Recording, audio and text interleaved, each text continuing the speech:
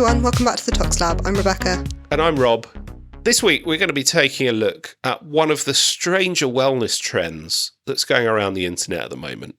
Before I reveal exactly what that is, although I suspect the episode title may have already done so. Probably. We are going to have a little bit of a quiz looking at some strange wellness trends from the past. Excellent, we do love a quiz. And I want you to tell me whether this is real or whether this is Rob nonsense. Ooh. Okay? Yep, ready. Goat testicle rejuvenation surgery. So, a doctor claiming he could restore male virility by implanting goat testicle tissue into people. I so desperately want this to be true because it'd be really funny. Well, it is actually true.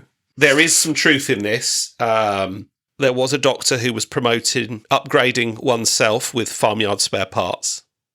Coffee enemas for detox. That is a thing. That is a thing, correct. That one is a thing. Many ways to enjoy a flat white. This is perhaps not one of them. Mitochondrial moon bathing, where people sit under blue lights mimicking moonlight. That's got to be false, right? That is false. I've made that one up. Raw water, so untreated raw water, because normal water's too processed. False?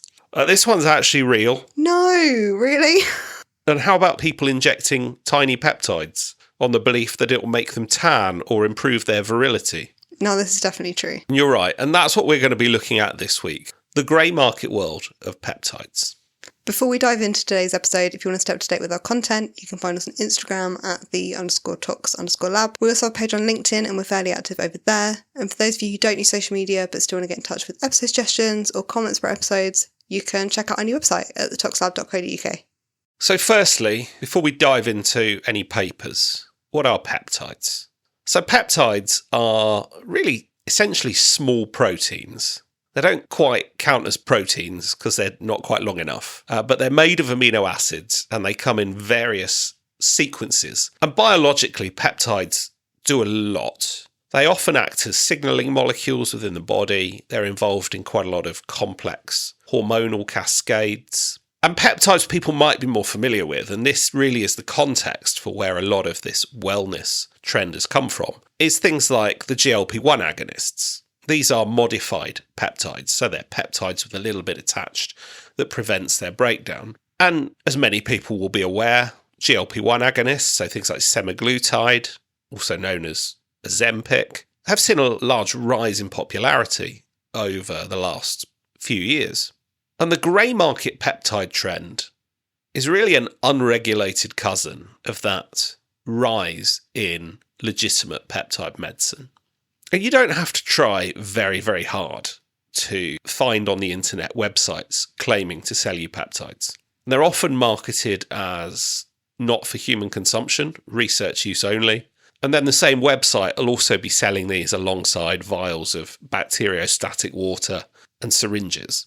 And in terms of what is being offered, well, there's really a wide range of different peptides all being offered up for sale. Some of them have got a therapeutic background. They've been investigated. There's some evidence. Some of them completely unapproved for use, really just experimental compounds with some fairly vague claims.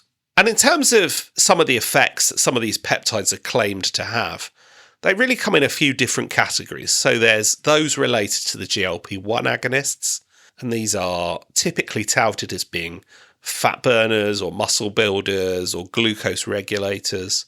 There's a whole host of peptides which are claimed to help with wound healing and have anti-aging properties. And some products are claimed to do two things. One, they'll make you tan faster and also improve your sexual performance. So why don't we first look at some of these wound healing peptides, or one of these wound healing peptides in particular, because this is a commonly sourced peptide that has some evidence behind it. So this first paper looks at the peptide BPC-157, which also has other names including PLD-116 or Bepectin. And this has been shown in animal models to promote the healing of bones, nerves, corneas, tendons, muscle ligaments, and other things. And because of its potential in repairing tissues, enhancing exercise recovery and preventing injury, it has become popular with athletes and within the sport and fitness community. In 2022, this was banned by the World Anti-Doping Agency under the S0 unapproved substances category, prohibiting its use in both training and in competition. And in 2023, the FDA classified it as a Category 2 bulk drug, preventing it from being included in compounded medications due to concerns about safety, impurities, and insufficient human data. So there is some evidence in animals. Yeah. And that's where probably the origin of this peptide seeing use amongst athletes primarily initially, and probably the bodybuilding scene. And WADA banned it 4 years ago now. Yeah. So this isn't a new compound, but probably what we're seeing is a rise in it along with everything else, given the more recent trends in peptide use in general. Yeah. Yeah, despite all of these restrictions, it's still really widely available on the clear web. It doesn't take a lot of digging to find places that will sell you BCP-157. I've just stuck it into Google and there are Google ads popping up claiming to sell it to me. So the aim of this review was to explore the molecular pathways, its effects on performance and role in injury healing, its applications beyond treating musculoskeletal conditions and reported side effects of BPC-157. And there's very little to no data in humans, so the effects described are based purely on animal models. And BPC-157 appears to support healing and recovery by promoting new blood vessel growth, improving vascular stability and protecting cells from oxidative stress and mitochondrial damage. It may also help to preserve nerve and muscle function, supporting communication at the neuromuscular junction and helping normalise disrupted neurotransmitter signalling. BPC-157 can also counteract beta-adrenergic overstimulation and blockade, preventing hemodynamic collapse, multi-organ failure and vascular occlusion syndromes. And it also appears to have anti-inflammatory and regenerative properties, reducing inflammatory signalling and fibrosis while promoting tissue repair. Animal studies also suggest that BPC-157 may modulate several neurotransmitter systems, including dopamine, serotonin, GABA, and glutamate pathways. And these findings have generated a bit of interest in potential neuroprotective and neuromodulatory applications, although the relevance of these effects to humans still remains unclear. This all sounds great, right? Yeah. And this is why there's such a trend. These compounds have shown real potential in animal studies quite often. And their translation to humans, I mean, if you could do all these things, sounds great, right? Yeah, it'd be amazing. And BPC-157 is thought to have quite a short half-life, but despite this, the angiogenic, anti-inflammatory and tissue regeneration persists for weeks or months in animal models after the initial dose. And this is thought to be the result of its ability to activate multiple gene expression pathways, which then continue independently. So in spinal cord injury studies, functional improvements and reduced spasticity were maintained for 360 days after the administration of a single treatment. And that's massive, right? Yeah. A single dose can help repair things into the future.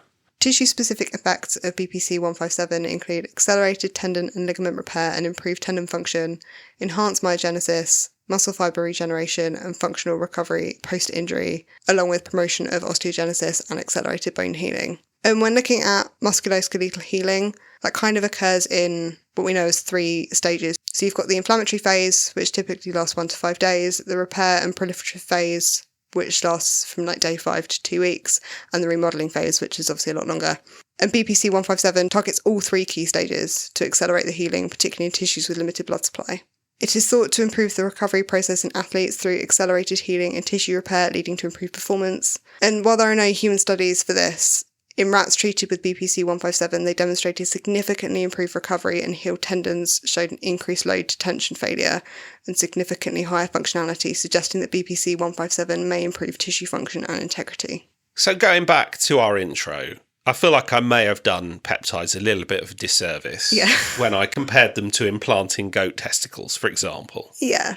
There clearly is some evidence, to a degree, that these compounds have got real therapeutic potential. But, and there is a bit of a but, they're not approved for medicine. They haven't really been studied properly as medicines.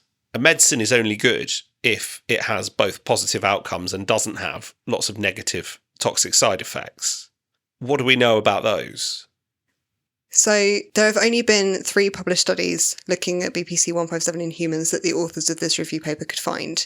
And one of these was a retrospective study in 2021, which compared the effectiveness of knee injections using BPC-157 and BPC-157 combined with TB4, which is another anti-inflammatory peptide. They only used a total of 16 patients, but it did show that 14 out of 16 who received these injections showed significant pain relief. So it does look promising, and no one in the 3 studies reported side effects. But there is a question as to how long they followed up these patients for, whether they were asking the right questions on side effects that they might have been experiencing, because that wasn't the aim of these 3 studies. Possible side effects based on their in vitro effects could include pathologic blood vessel formation, which is implicated in the proliferation of tumour cells and immune and inflammatory disease processes, formation of toxic metabolites, and overproduction of nitric oxide. In particular, I was worried about tumour formation or enhanced tumour metastasis on the grounds of angiogenesis. Yeah. Because that is a real risk. As you say, the issue here isn't that these peptides are bad. The issue here isn't even that these peptides may have toxic side effects. The issue here is we just don't know. Yeah, exactly. We've got no data that says these are going to be beneficial, nor have we got data that says they're going to be safe. They may well be beneficial, and I'm all up for seeing the studies as they get done to investigate the outcomes of these. I think this could be a real potential turning point for regenerative medicine. This sudden rise in new peptides that can do great things could be really, really powerful, but we're not quite there yet. So why don't we look at one of the other types of peptides then? I mentioned them briefly about the tanning-aligned peptides. So melanotan products can be purchased over the internet and are injectable melanocortin analogues used to induce melanocyte production and create a sunless tan. So for those who aren't aware, how we tan is partially controlled by various hormone and peptide pathways. And so these compounds really hijack that endogenous pathway and, in theory, lead to more tanning. So to do this, they act on melanocortin receptor 1 in the skin to stimulate eumelanin, which is the most common form of melanin, and cause this hyperpigmentation.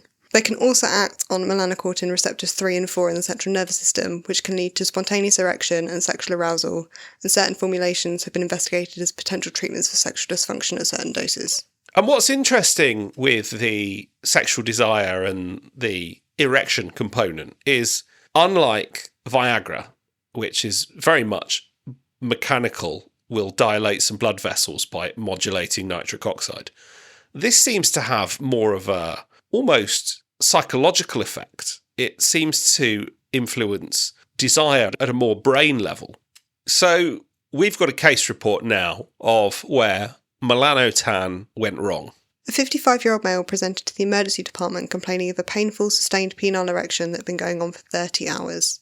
The priapism, which is defined as an erection lasting longer than 4 hours unrelated to sexual stimulation, started after self-administration of a subcutaneous injection of 2 milligrams of melanotan 2 into the abdomen. There was no preceding trauma, sexual stimulation, or other drug use. How many hours? 30. That's got to be uncomfortable, right? Yep. He reported using these products before for over 6 years in an effort to darken his skin each year before summer, and it typically caused an erection that lasted a few minutes after the injection, which had spontaneously subsided, and he had not experienced priapism or erectile dysfunction before. After an examination, he was initially managed with intracavernosal injections of phenylephrine, which was alternated with injections of saline. This is also making me feel uncomfortable. Yeah, I do apologise.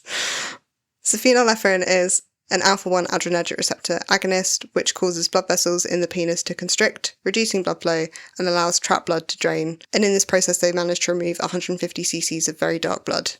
People might have heard of phenylephrine because it's used as a nasal decongestant. Is that the thing in Sudafed? No, that's pseudoephedrine. Ah. Oh, actually, there might be more than one version of Sudafed out there. Yeah.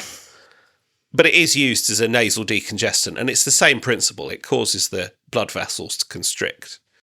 His erection visibly decreased on several occasions but kept returning, and because of the prolonged time of priapism and the fact that pharmacological management was unsuccessful, they proceeded with surgical management with penoscrotal decompression, and this did resolve the priapism and he was discharged on day 2. At his follow-up 15 weeks later, he reported a degree of new onset erectile dysfunction with corpora fibrosis, so build-up of scar tissue on examination.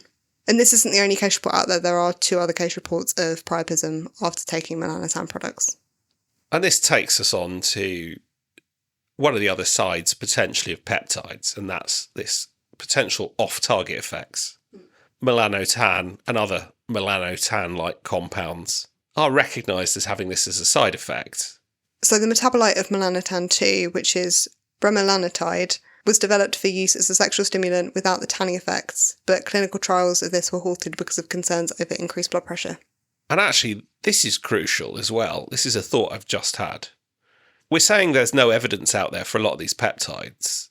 Some of them actually may have been investigated, decided that they had no benefit or were shelved. Yeah. And negative studies don't always get published. That is very true. So clearly, this case report shows there are some risks that come with using these peptide products. And often I think these risks have not really been fully understood. We don't really know what the likelihood is of some of these adverse effects. For example, this gentleman had clearly been taking this product for some time. Why he was okay one week and then the next time he did it wasn't, I'm not sure we really understand. Now, as we were preparing for this episode, we did notice an alert put out this week by Victoria's Department of Health in Australia. So this alert was issued on the 19th of June 2026, so just over a week ago. And since January of this year, there have been 6 cases of liver injury in Victoria, Australia in individuals who had purchased the peptide product labelled as retatrutide, Reta, R10 or R20, and these were purchased online, and it's been suggested that additional contaminants may have contributed towards the liver toxicity. And retatrutide is one of the GLP-1 adjacent peptides. It's not quite the same, but it has similar reported effects to GLP-1 agonists. Yeah, it's being marketed for anti-aging, fat loss, recovery and muscle growth. And symptoms that have been described in these case reports include tiredness or malaise, jaundice, abdominal pain, dark urine, abnormal bruising and itchy skin. Classic drug-induced liver injury kind of picture. Yeah. And I think this alert really summarises quite a few of the risks. These are not being produced as medicines in pharmaceutically controlled environments. And so there is this risk, isn't there, of contamination. Things that aren't meant to be in the peptides being in the peptides. And actually another risk that has been reported with some of these peptides is actually endotoxins. So bacterial contamination or remnants of bacteria that survive the lyophilization process, but can actually have an immunogenic response in people who inject them. So there have been a few case reports of people injecting peptides and suffering severe allergic reactions due to the presence of immunogenic endotoxins. And some of these websites are selling these peptides with certificates of analysis to prove what they are and what concentrations in there. And it makes it seem so regulated and official and safe when they might not be. And there are also other websites that will test your peptides and provide you with a certificate. Oh, okay. So you can buy it from a supplier and you can send it to a lab that's doing peptide testing. So there's a whole host of labs out there that are essentially jumping in on this peptide bandwagon. And you're right, it does suggest a level of safety that perhaps isn't there. I mean, I guess in some ways, if you can get it independently tested and you can find out that it's pure and you can find out there's no endotoxin contamination. Yeah. That is a sort of harm reduction practice in a way. But I think you're absolutely right. The fact that we don't know what these things can do long term, we don't know what potential off-target side effects might be short term. The Melanotan case really does show that it could be a little bit unpredictable. So even though these compounds could be the future of medicine, and I do fully acknowledge that they could well be, there could be some really incredible discoveries that have been made and just haven't yet been assessed properly in a lab for safety. We also don't know what drawbacks they come with, and therefore you are essentially being a human test subject. That is very true, and I think there's a misconception that because they're peptides and your body makes peptides, that must mean they're like natural and they're safe, when we don't really know what some of these peptides can do. Your body makes hydrochloric acid. I wouldn't fancy injecting that. There are also concerns over batch-to-batch variability of these peptides that people are purchasing online, which might have influenced that Melanotan case study, whether the batch he had been injecting was fine and then this one was at a higher dose, or for whatever reason led to those effects. That's really true. Yeah, that's really true. So we need to look at the culture behind it a bit, don't we? Because we've seen the GLP-1 rise, and then we've seen the private clinics offering GLP-1, and then we've seen the price tag that comes with the private clinics offering GLP-1. And then you go onto a grey market website and they're selling similar compounds for a fraction of the price. So I can see why people are turning to these things, and that's just the GLP-1s. Yeah, no, they're definitely everywhere. Those case studies from Victoria, a lot of the people who were buying them were being sold them through social media. So they are kind of right in the forefront of people's day-to-day. You're seeing celebrities who are claiming, or people claiming that they've been taking this, that and the other, and that's why they look so good. And people are naturally going to try and emulate that and purchase these things without necessarily considering all of the risks. Yeah, that brings me on to my second point. There is a huge influencer subculture of peptides. And I think you're right. I think they could be being pushed as potentially more than they are. You know, potentially they do more than they claim, potentially carry with them bigger risks than is being also claimed by the same influencers. I think you're right. As I say, I think these could well be really significant compounds. The wound healing peptide, I forget what its code was. You know, those effects that have been observed in animal studies sound incredible. So as long as there aren't any serious negative side effects in humans, like, I don't know, promoting cancer, this could be actually a really, really powerful compound. But until we've got that safety data, it's just a complete unknown, right? Yeah, it's really hard to translate data from like cell line models or animal models into humans because we do very weird things. So that does really need to be looked at, and making sure there aren't any like weird interactions that we're just not considering. So we need to bring it back a little bit to toxicology, because we're not just here to dump on influencers. Is there anything we need to be thinking about here? I mean, you've pointed out the potential liver injuries. So, you know, actually a cause of liver injury could be peptides. If you're working in emergency departments and you do see clusters of patients with things like liver injury, then there's, I guess, a potential there that you should consider it. The lab are unlikely to be able to help, right? Yeah. We're not really that well equipped. I'm certainly not. I don't know about my colleagues to test for peptides. And to be honest, from what you've said, it sounds like they've got a really short half-life, some of them anyway, and have some gene modulation effects. So it might well be that they're not actually testable in the normal sense of what we're used to. Yeah, that's true.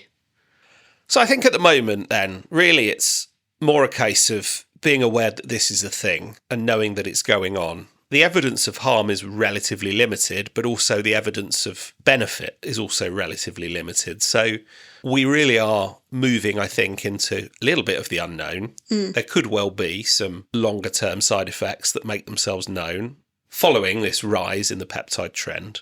And of course, it's a very fast moving area. So new peptides are being marketed all the time. Potentially something more toxic could come along.